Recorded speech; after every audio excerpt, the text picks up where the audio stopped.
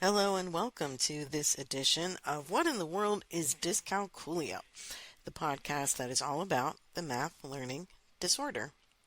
I'm Dr. Honora Wall, and I'm the host of your podcast, which is sponsored by EduCalc Learning. And you can learn a lot more about dyscalculia at educalclearning.com. If you are a parent, teacher, administrator, or a person who has dyscalculia and you want to know more about why this causes certain math struggles and what to do about them, at EduCalc Learning, we are happy to help. And I want to talk today about the idea of memorizing those basic math facts. Now, if you've been listening to the show before, you know that one of the biggest issues students have with dyscalculia is that the parietal lobe loses math information over time. This is a different way of processing, retaining, and recalling math information. So steps and procedures and formulas and those basic facts get lost. This is a struggle, especially in elementary school, because we have such an obsession with memorizing, and hopefully none of you listening are using those timed tests. If you have any timed test for basic facts anywhere in your possession, in your classroom or your school, I want you to use them to start your next bonfire and never, ever give them to any student, whether or not they have dyscalculia, but especially not if they have a math learning disability. Now, memorizing those basic facts is one of our biggest myths about teaching and learning math. The idea that we have to use that as a foundation for everything that comes later. It's just not true. It's just simply false. Let it go. Memorization is a parlor trick, and if someone has great memory skills and they learn those basic facts and they stick with them forever, wonderful. They're going to get a sticker in the form of better grades and faster processing and having an easier time. They've already got a leg up on everyone else. There are plenty of people who struggle with memorizing plenty of things. Basic math facts is one of them. So that shows up a lot for students who have low numeracy or a weak math foundation, students who have anxiety, depressive disorders, trauma backgrounds. All of these things impact shifting information from short to long-term memory, retaining a good filing system for things we've learned, and being able to recall them, especially under pressure, especially in the middle of a lot of other complex things like, am I finding perimeter or area or volume? What's my shape? What's my formula? When do I add? When do I multiply? Or just being put on the spot and asked to answer something like, what is 8 times 2? Or what is 11 plus 15? So for students with dyscalculia, this is exceptionally difficult because of that parietal lobe condition I mentioned before. It's very frustrating for a lot of elementary school teachers who don't realize that this is just a wiring issue, not a practice issue, and not a you need to try harder issue. That is not what dyscalculia is about. So if you're thinking that any student can memorize those basic facts if you just send home those flashcards again, please, please, please find someone to train you in dyscalculia because you need to know more about this learning condition. Okay, the second problem with memorizing those basic facts and that myth that it is the foundation of everything mathematically important. Just completely false. Math is about many other things. Pattern recognition, shapes, understanding how to solve problems, pulling things apart and putting them back together in a different way. The beauty, efficiency, and usefulness of inverse operations. These are all conceptual things that are perfectly fine for people with dyscalculia. The stumbling block is that dyscalculia trifecta, time, money, place, value, and that memorization, thanks to the parietal lobe. Now I know that my elementary teacher friends and my elementary teacher special ed case managers and school counselors love to put fluency and memorization into IEP goals and use them as a standard for mathematical progress. I'm here to tell you, please let that go. And it's not just my opinion saying that you should let it go. I did a little digging into Common Core math standards for all grade levels because most states use Common Core as their foundation of math standards. Whether or not they call them Common Core, they all say the same thing. There's only a few states that have one or two variations against the Common Core standards, but that's pretty much what we're all following. So that's where I went, and I did a little digging, and I found something interesting. The word memory occurs exactly twice in all of the Common Core standards, from kindergarten through the highest math you can take in the K-12 system. Only twice. It happens once in second grade, where there is one standard that says students should be able to know by the end of second grade all of the sums of one-digit numbers. So 2 plus 3, 9 plus 9, things like this. That is one out of the 26 second grade math standards.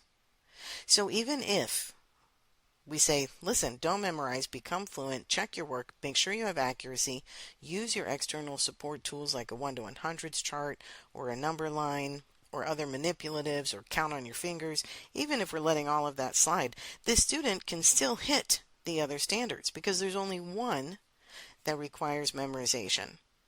So let's take it out. Obviously, if it's only 4% of the overall number of standards we need students to know, it's not that important.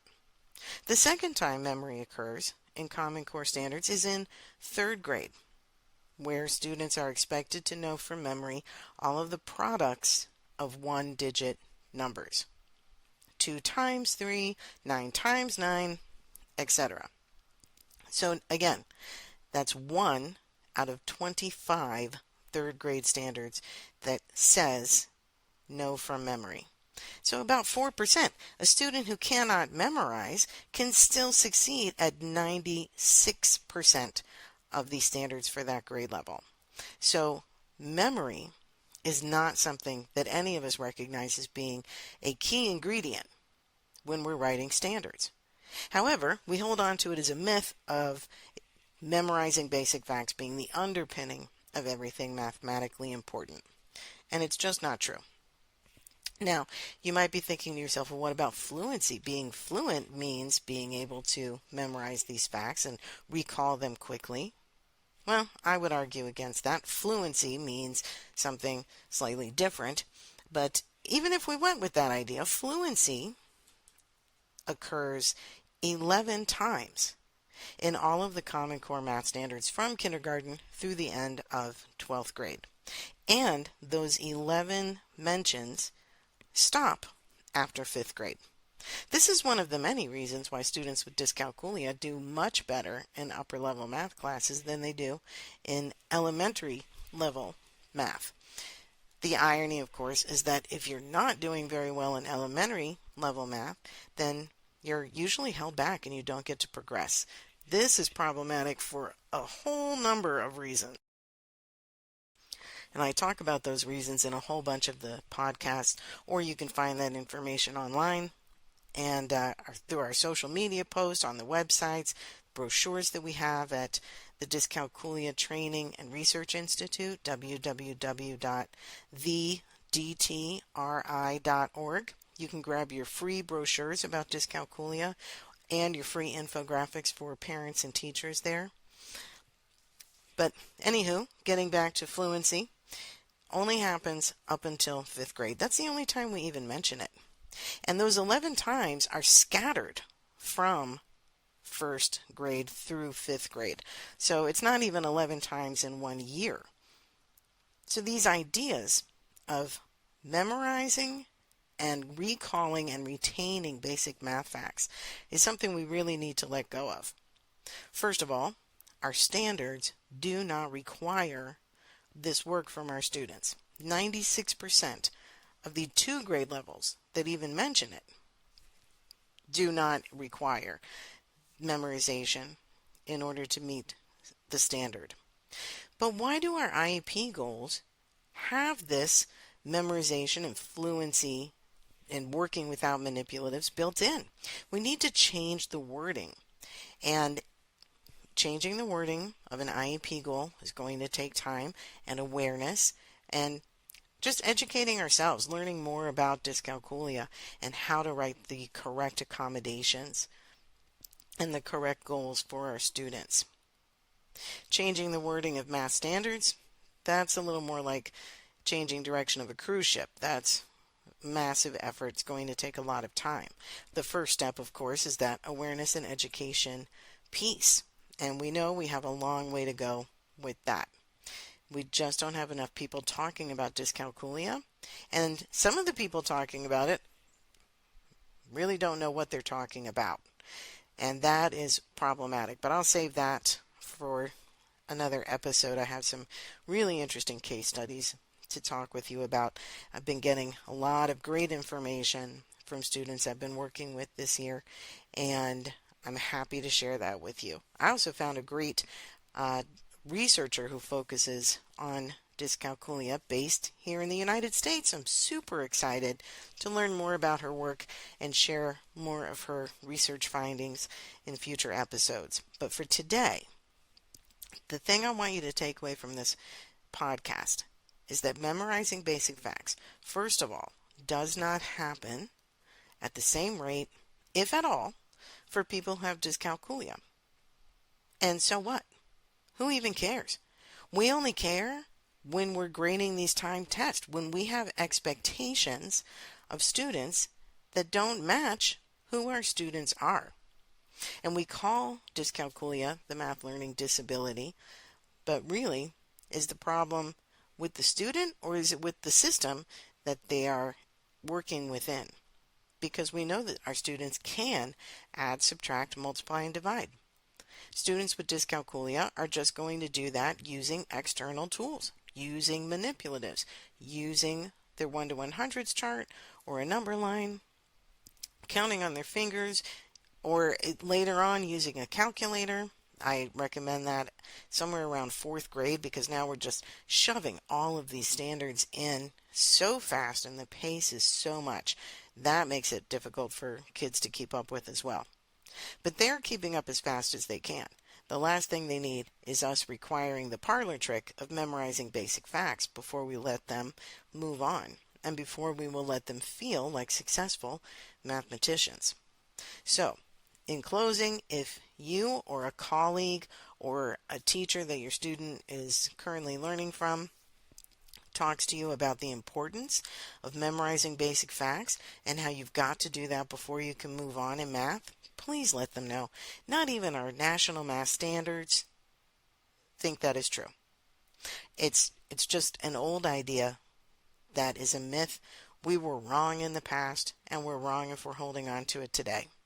We can teach students math. We can teach them the algorithms of adding, subtracting, multiplying, dividing, the importance of using those skills in later work, and we can have them do all of that successfully while accommodating their learning differences in an appropriate and legally protected manner, which is the other important piece, which, if you've been listening, you know that is a soapbox of mine.